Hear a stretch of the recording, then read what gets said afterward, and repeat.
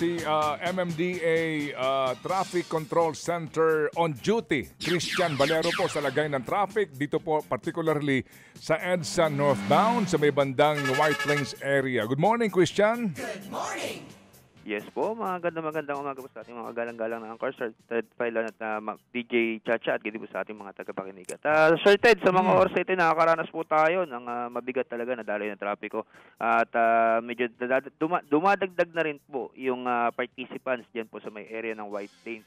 Kaya yung ating northbound dito po sa may area po ng Shaw Boulevard hanggang makarating na po yan ng White Plains EDSA ay nakakaranas ng moderate to slow moving. Pero patuloy pa rin po ang pag-monitor and then pag-assist po ng ating mga MMDA traffic enforcer. Katawang na rin po ang mga kapulisan dyan sa area para kahit paano naman mabawasan at maibsan yung pagbigat ng daloy ng trapiko. At isa na rin po sa nagiging mabagal na daloy ng trapiko yung Ortigas Avenue natin. Pakanan po yan ng EDSA White Plains ay nakakaranas na rin po ng pagbagal. Abiso lang po natin sa ating mga motorista na sundin lang po natin yung mga alternate route na hinanda ng MMDA na pinost na rin natin sa ating mga Facebook pages po at dyan po sa ating mga Twitter accounts para po mag-i-update din tayo sa mga ruta na pwede natin gamitin at maiwasan natin yung mas malalang or mas mabagal na daloy ng trapiko dito po sa ating area. Diyan mismo sa may People Power Monument, nag-occupy na ba? Umabot na ba hanggang EDSA? Yung mga nagtitipon-tipon kasi sabi sa amin nung Friday ni Chairman, bawal daw yun. Sa ngayon po, na-assist na rin naman po natin yung medyo, nagkaroon kasi ng build-up kanina around 6 a.m. Nagkaroon siguro ng mga around more or less 50 person nandun sa may mismong shrine. At medyo na-adjust na rin po natin yung mga nakaharang na sasakyan along EDSA. So yung iba po, pinasok muna natin temporary dun po sa may White Plains area. Okay. Shrine na nabanggit mo, saan ba sila? Sa People Power Monument o sa EDSA Shrine?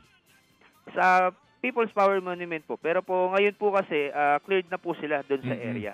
Okay. So meron lang po natira, mga around 30 person na monitor po natin sa CCTV.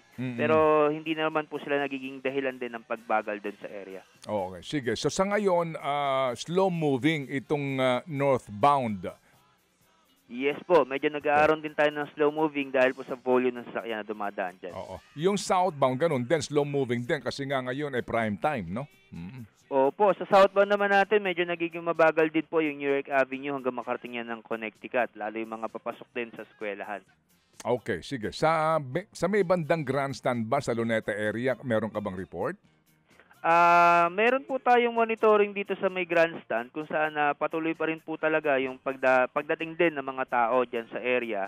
At isa rin po sa nagiging mabigat na daloy ng trapiko yung area po ng Quiapo Church. Papunta po yan ng Top Avenue and then going National Museum. Kung saan medyo marami-rami na rin po yung mga sakyan at pilit pa rin po ginagawa ng paraan ng MMDA na maklear to at maluwagan kahit paano yung daloy ng trapiko. Oh, sige. Salamat na marami sa iyo, Christian, at muli kaming tatawag para sa update siguro bago mag-alas 10 mamaya. Salamat, Christian. Maraming salamat din po. Thank you. Si Christian Valero po ang naka-duty ngayon sa MMDA Traffic Control Center. Mga kapatid, brothers and sisters, saan ka pa? Dito na tayo sa totoo. Dito na tayo sa True FM. Mga kapatid, mag-subscribe and follow po kayo sa social media accounts ng True Network PH. Yan po kami. Hanapin nyo lang True Network PH, Facebook, Instagram, YouTube, TikTok, and podcast. Mapa Apple or Spotify man yan, mahahanap nyo kami. Lahat ng mga napapanood at napapakinggan nyo po sa programa, nasa social media accounts namin yan. So, paano mga kapatid? See you sa social media!